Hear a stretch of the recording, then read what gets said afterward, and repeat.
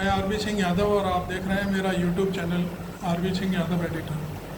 आज मैं आपके सामने एक ऐसी मार्मिक स्टोरी पेश करने जा रहा हूँ जिसका ना तो कहीं सिर है न कहीं कोई पैर है, लेकिन कुछ कानूनी शिकंजे ऐसे होते हैं जिनमें जकड़ के ये स्टोरी ऐसी हो गई कि एक लॉयर, एक वकील, एक होनहार नेता इस जाल में ऐसा फंसता चला गया कि उसकी ज़िंदगी के जो स्वर्णिम दिन होते हैं 7 से 8 साल के बीच, उसे जेल में रहना पड़ा।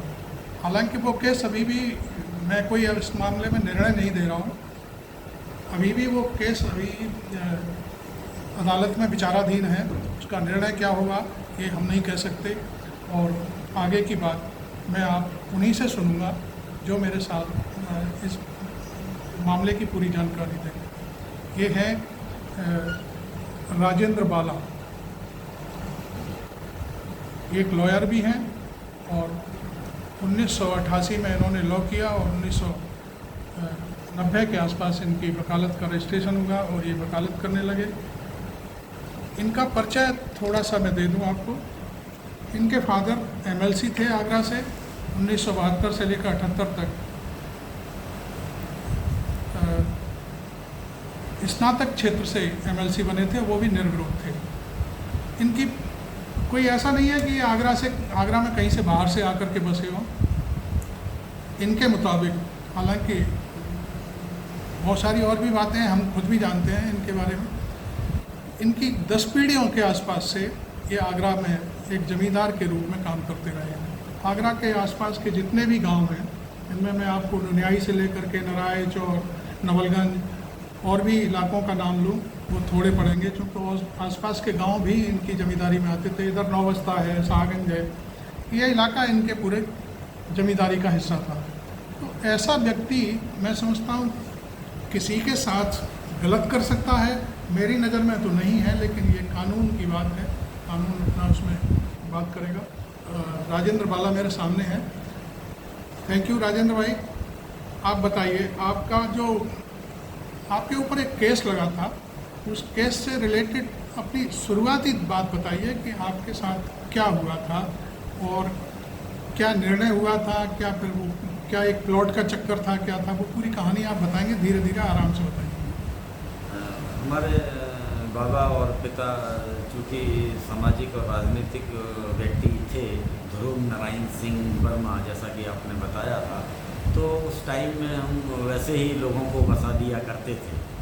लेकिन वक्त के हिसाब से गृह कर है, बिजली का कर है, सीवर कर है, इसको देखते हुए भी जब किराएदार उसको चुकाने की स्थिति में नहीं रहा तो उसको खाली कराने का न्यायिक ही तरीका सामने आया अदालत के द्वारा।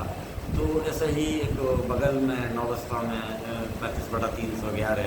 आप नौबस्ता ही रहते हैं? हाँ, नौबस्ता के ही हम, मेरा जन्म, मेरे पिता का, मेरा बाबा का जन्म भी नौबस्ता का है। मेरे फादर ध्रुव नारायण सिंह, उनके पिता बैजनाथ, उनके पिता गुमानी लाल, उनके पिता सोनलाल, उनके पिता बिहारी लाल, ये, और हमारी तीसरी पीढ़ी हमारा भतीजा सौरभ। तो नहीं, घर के बाद फिर क्या झगड़ा क्या? तो ये बात है, तो हम मुकदमा उसको सिविल से जीत करके, कोई प्लॉट था क्या पूरी? नहीं, वो मकान था टूटा फूटा, जिसमें 2 कमरे टूटे फूटे थे, खुला प्लॉट। कितना वर्ग गज? 200 वर्ग गज का था। और उसको हमने अदालत से जीता और बाकायदा आगरा SSP के यहाँ से पुलिस बल उपलब्ध हुआ, थाना का फोर्स गया और हमको कब्जा मिला अमीन के द्वारा, जो अदालत ने निर्देश दिए थे। लेकिन 2 दिन बाद हम देखते हैं कि उसमें कुछ किराएदार जातिगत हवा दे करके, ज़मींदारी के विरुद्ध हवा दे करके उसमें दोबारा से घुस गए। चूँकि इलाका पुलिस को मालूम था कि ये 2 दिन पहले हमने खाली कराया है, तो तुरंत इलाका पुलिस को वहाँ पर मैंने बुला लिया। लेकिन कुछ ऐसा भावनाएं कुछ ऐसी भड़की जो हमारे खिलाफ चली गई और वहाँ पर किराएदार ने दिन दहाड़े 100 लोगों के सामने, पुलिस के सामने आग लगा ली। और वो सब वहाँ से पुलिस, मतलब आग अपने आप लगा? अपने आप आग लगा ली पुलिस के सामने, 100-150 लोगों के सामने। वो खुला प्लॉट तब भी था और आज भी है, बिना बाउंड्री का देखा जा सकता है। 3:30 बजे की घटना है। और उन समय के अखबारों कोई में भी निर्णय हुआ था आपके पक्ष में? हमारे पक्ष में है निर्णय- क्या आपके पास? हमारे पास है क्या? इस समय नहीं हाँ, कोई बात। सारा जो मैं बोल रहा हूँ सारे सबूत, सारे दस्तावेजी सबूत? सारे दस्तावेज सबूत, उसमें कोई भी भावनात्मक नहीं है। सारे दस्तावेज सबूत मेरे पास मौजूद है, चाहे वो 40, 50, 100 साल पुराने क्यों ना हो। तो वो निर्णय हुआ था और उस पर हमें कब्जा मिला अच्छा, था। वो जब उन्होंने खुद मिट्टी का तेल डाल करके अपने ऊपर आग लगाई, आग महिला लगाई। थी कोई? हाँ, महिला थी, वो दूसरे जगह में रहती थी, ये उसका मायका था। ये उसका मायका था जो जिसने अपने ऊपर मिट्टी का तेल या ज्वेलसीन पदार्थ उनकी छिड़का ससुराल था। कहाँ थी? उसकी ससुराल तो थी बल्केश्वर में, अच्छा। लाल मस्जिद पे, लेकिन वो टेनेंट के रूप में सेक्टर 4 में गरीबों की बस्ती में उस समय रह रही थी। 2 दिन पहले जब हमारे पक्ष में ये कब्ज़ा मिला हमको अमीन के द्वारा जज खपीपा के आदेश से, ये कौन से सन की बात है? ये 10 मई 2016 की बात है। घटना? ये घटना ये तो मिला था कब्जा, और नहीं, घटना 13 मई, 3 दिन बाद, 13 मई 2016 की घटना। 10 मई को आपको कब्जा मिला? जी हाँ, जी हाँ। 13 मई 2016 को 2016 को ये घटना घटी? ये घटना घटी। उसमें घुस गई। तो आने पर आपने क्या दोबारा पुलिस नहीं बुलाई? दोबारा पुलिस को हम लेकर के गए और पुलिस को आने में थोड़ा देर हो गई। इस बीच में वहाँ पर ऐसा घटनाक्रम जातिगत हो गया और जमींदार के विरुद्ध हो गया, शोषण के विरुद्ध ऐसा बन गया।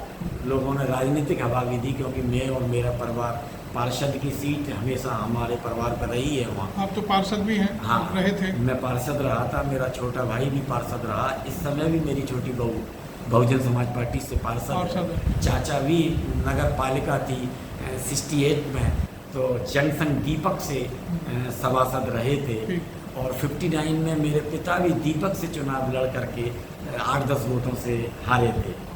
और मेरे अच्छा, ये घटना पर आ जाइए फिर। हाँ, तो घटना 13 मई की है। 10 मई को हमको पोजीशन मिला। अच्छा। और पुलिस ने फिर क्या किया उस दिन? हाँ, तो पुलिस एकदम पहुंची जब मैंने बताया कि उन्होंने दोबारा से उस पर कब्जा कर लिया है और खुला हुआ प्लॉट है, मुझे खतरा हो सकता है, मेरा अकेला परिवार वहाँ पर है, छोटे छोटे बच्चे हैं, 10वीं 11वीं में थे उस वक्त। तो पुलिस भाग करके पहुँची। इस बीच में वहाँ पर ऐसी हवा उड़ा दी कि तुम अपने में दिया सिलाई दिखाना और हम बुझा लेंगे।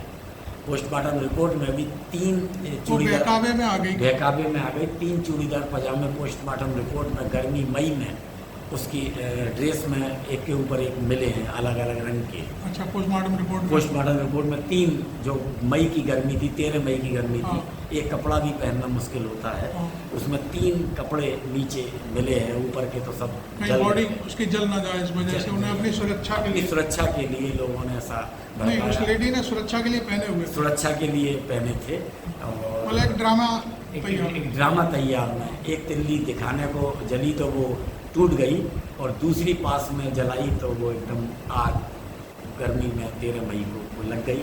और सब लोगों ने देखा, पुलिस ने देखा, क्योंकि पुलिस ने अभी घटना 2 दिन पहले ही पोजीशन ईमानदारी से दिलाया था और उस वक्त बिना लिखा पढ़ी की पुलिस आ गई थी। अच्छा, बिना लिखा पढ़ी की पुलिस आ गई थी मेरे अनुरोध पर। जो उनका वो होता है, हाँ, जो लिखा पढ़ी में आधा 1 घंटा लगता है होती है। हाँ, वो करने से पुलिस चूक गई थी। हाँ। और आ गई थी तो पुलिस एकदम बैक में भागी, और पुलिस पर जब आग लगी तो पुलिस पर पथराव भी हुआ। हाँ। तो फिर हमने फ़ोन किए, तुरंत डीएम को किया। उस वक्त का अगर हमारे मोबाइलों में तो देखा आपको जाए, भी कुछ चोट वोट लगी? जी नहीं, उस वक्त चोट नहीं लगी। तो पुलिस फिर दोबारा लिखा पढ़ी में आई। हाँ। तो हम पुलिस के साथ आए तो पब्लिक ने फिर पथराव किया। तो पुलिस की भी चोट आई और हमारे भी चोट आई।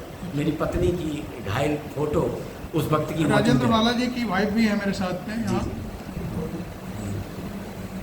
थोड़ा सा बस केवल मैं उनकी उनको यहाँ पर्चा करा रहा हूँ। हाँ, उनकी थोड़ा सा तबीयत इस वक्त खराब है, कोई बात नहीं। हाँ। तो इसलिए गृहिणी है। तो उस वक्त पथराव हुआ।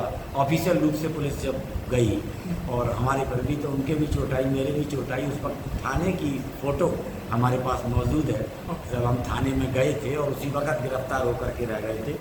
तो हमारी चोटों की पट्टियाँ बंधी हुई हैं, लेकिन पुलिस ने अच्छा, वो लेडी फिर क्या अस्पताल क्या हुआ? हाँ, उसको पुलिस ने कितने 13 मई को ही डेथ हो गई थी? नहीं, उसको पुलिस अस्पताल ले गई। हाँ। और जहाँ 5-6 दिन के बाद उसकी डेथ हो गई।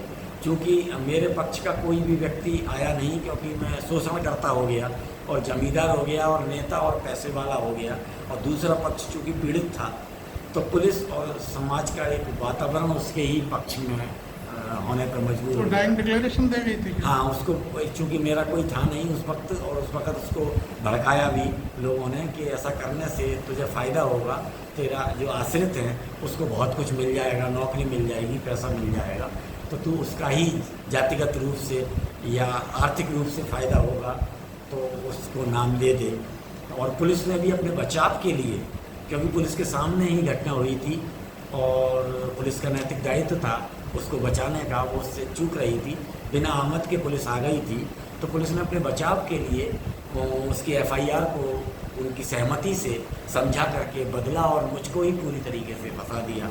उस वक्त के संवाददाता थाने में मौजूद थे, मैं बेखौफ होकर के काले कोट पहने हुए वहाँ पर मौजूद था, घूम रहा था, लेकिन जब उस समय का पुलिस का जो सर्किल सीओ थे वो भी उस वक्त छुट्टी पर थे, और जो मनीषा सिंह कोतवाली से आई थी, और जब सारा उनकी डेथ कब हो गई थी? हाँ, 5 दिन के बाद डेथ हो गई। उसके बाद आपको पुलिस ने एसएन में जब उनका उपचार ढंग से नहीं हुआ था, तो मैंने ही अपने खर्चे पर उनको पुष्पांजलि में भर्ती करवाया। अच्छा। वो लोग उनका उपचार नहीं हो रहा था, वो पर्ची और हिसाब उनके नाम का कटा, लेकिन वो पैसा मेरा ही खर्च हुआ। हाँ, मैं थाने में जरूर मौजूद था, मैं चाहता था कि वो बच जाए। अच्छा। पुष्पांजलि का जो भी कुछ खर्चा हुआ वो हुआ। फिर मैंने खबर भेजी कि उनको वर्ण का सफदरजंग सबसे उस वक्त दिल्ली का था, उनको वहाँ पर ले जाया जाए, लेकिन उसके परिवार के लोग तैयार नहीं हुए, वो कुछ साजिश समझ रहे, तो वो 5 दिन के बाद उसकी। आपको फिर कब अरेस्ट किया? मैं उसी वक्त थाने में जब हेल्प लेने के लिए गया था कि चोट हमारे भी आई है, आप पर भी पथराव हुआ है, अगर उससे एफआईआर कराने के हाँ, कि वो आप अपने बचाव के लिए तो ये ले सकते हैं कि आप पर पथराव हुआ, सरकारी काम में बाधा हुई, और हमारे भी हल्की फुल्की चोटें आई हैं, खून देखा जा सकता है, लेकिन पुलिस उस समय अंडर प्रेशर हो गई बुरी तरीके से, कि घटना पुलिस के सामने हुई थी, पुलिस को अपने को बचाना था, तो उन्होंने सारा कुछ अपने मुताबिक लिख लिया, और मैं वहीं के वहीं थाने में ही अरेस्ट हो गया, गिरफ्तार हो गया। आप कौन सी डेट में गिरफ्तार हुए? मुझे 13 तारीख को वहीं की वहीं मैं गिरफ्तार हो गया, लेकिन पुलिस ने मुझे 2 दिन मदिया कटरे से गिरफ्तारी का दिखाया। तो पुलिस हमेशा गुड वर्क दिखाती है और दबिश जरूर दिखा करके वो गिरफ्तार करती है, जब तक अदालत सिलेंडर का पैमाना तय नहीं कर दे, वरना वो पुलिस का काम यही रहता है कि जो व्यक्ति बिना लिखा पढ़ी के भी पुलिस थाने जाता है। आपने तो थाने में ही थे, आपको वहीं थाने में उस समय का अखबार में मेरी फ़ोटो, मेरी पत्नी की फ़ोटो, उस वक्त की 13 तारीख का लोहा मंडी थाने में इंटरव्यू साफ दिखाई दे रहा है कि मैं उसी वक्त गिरफ्तार हो गया था, लेकिन जीडी और उसमें जो भी उनकी वो है उन्होंने 15 का उन्होंने दिखाया, और 15 के बाद फिर आप जेल में रहे? हाँ, चूँकि मैं जमानत वगैरह कैसे क्या? चूँकि मेरी पत्नी और मेरा जो भतीजा साथ में जो बंद था, और उनकी जमानत तो यहीं से हो गई, रेंड डिक्लेरेशन मेरे खिलाफ। भी गिरफ्तार हो गई थी? हाँ, वहीं के वहीं, क्योंकि उस वक्त उन्होंने कहा कि हमारी भी चोट आई है, हमारी भी लिखिए, तो दूसरी पार्टी या वहाँ के माहौल ने कह दी ये भी थी, और गिन गिन के नाम लोगों ने और मेरे घर परिवार के लिखा दिए, जो मौके पे मौजूद भी नहीं थे। जैसे मेरा साड़ू, मेरा छोटा भाई भी जो पार्षद था, उसको भी पॉलिटिकल रूप से किन्हीं लोगों ने लिखा दिया, जबकि वो मौके पे मौजूद नहीं था। घटना से मैं ही जिम्मेदार था, मेरे ही द्वारा मुकदमा चलाया गया था, सिविल में मुझे ही कब्जा मिला था, लेकिन मेरे भाई, मेरे साड़ू, मेरे पड़ोस के जो मेरे सपोर्टर थे, उनका भी नाम गिन गिन के लिखा दिया, और मैं अकेला पड़ गया। उस वक़्त का अगर आप अखबार देखेंगे, उस वक्त की न्यूज़ अमर उजाला, दैनिक जागरण और हिंदुस्तान और आज पेपर की देखेंगे, तो पाएंगे पुलिस के सामने पार्षद ने आग लगाई, पुलिस की मौजूदगी में दलित को जलाया। ये उस वक्त की 13 मई की जो घटना है आगरे की, और उस चैनल पर भी ये सब निकला था, लेकिन वो सब दाब दिया आज के लोकतंत्र ने और प्रेस ने और वक्त और परिस्थिति ने, क्योंकि मैं अंदर हो गया और मैं ही करने वाला था। आपकी फिर जमानत कब हुई है? हाँ, तो वो ऐसा था, क्योंकि डाइंग डिक्लेरेशन था, तो वो सब अखबार पर चलती नहीं है कोर्ट, और मानवता पर चलती नहीं है कोर्ट, और वो सबूत जो पुलिस को देने थे, जो जांच पुलिस को करनी थी, वो भी सब पुलिस ने अपने को बचाते हुए मेरे को ही फंसाते हुए की, तो मेरी ज़मानत यहाँ भी खारिज हुई, फिर हाई कोर्ट में भी खारिज हुई, और फिर जब मानवता के आधार पर सुप्रीम कोर्ट के निर्णय के आधार पर कि जो बंदियों को जो 5 साल और 4 साल और 10 साल से बंद हैं, विचाराधीन बंदी हैं, तो उनको कंसीडर किया जाए। उस पर मेरी जेल कस्टडी 7 साल की जब पहुंची वहाँ पर हाई कोर्ट में, और माननीय अधिवक्ता ने कहा कि ये विकलांग भी है, अधिवक्ता भी है, 2 दिन पहले जिस जमीन पर ऐसा पोजीशन मिला था और उसी पर घटना कैसे हो सकती है, जबकि कब्जा अमीन का इनके पास है। तो शायद न्यायाधीश महोदय को मेरे पे तरस आ गया और उन्होंने मुझे ज़मानत एक मानवता के आधार पर दे दी। कब दिए? ये मुझे 24 अप्रैल को 2023 को मिली, और मैं 10 दिन मेरे कम रह गए इसी साल, 10 दिन 7 साल में कम रह गए, और 8 दिन की प्रक्रिया में जो होता है जमानत के वो 10 दिन भी पूरे हो। हाँ, वो 10 दिन भी। तो ऐसे करके मेरे साथ ये सब हो गया विचाराधीन में, दिन दहाड़े की घटना में। और मैं क्या कहूँ, मैं पार्षद भी रहा, मैं MLLB एडवोकेट, मैंने पत्रकारिता का केंद्रीय। राजेंद्र बाला मेरे साथ हैं जी। राजेंद्र बाला की ज़िंदगी का एक पार्ट मैंने आपको दिखाया। चूँकि वीडियो लंबा हो जाएगा तो मैं दूसरे पार्ट में राजेंद्र बाला से फिर बात करूंगा। किसी दिन अगला वीडियो में आपके सामने फिर पोस्ट करूंगा। आप मेरे चैनल को सब्सक्राइब करें, लाइक करें, फॉलो करें और इनके दर्द को आम जनता तक पहुंचाएं। Thank you very much.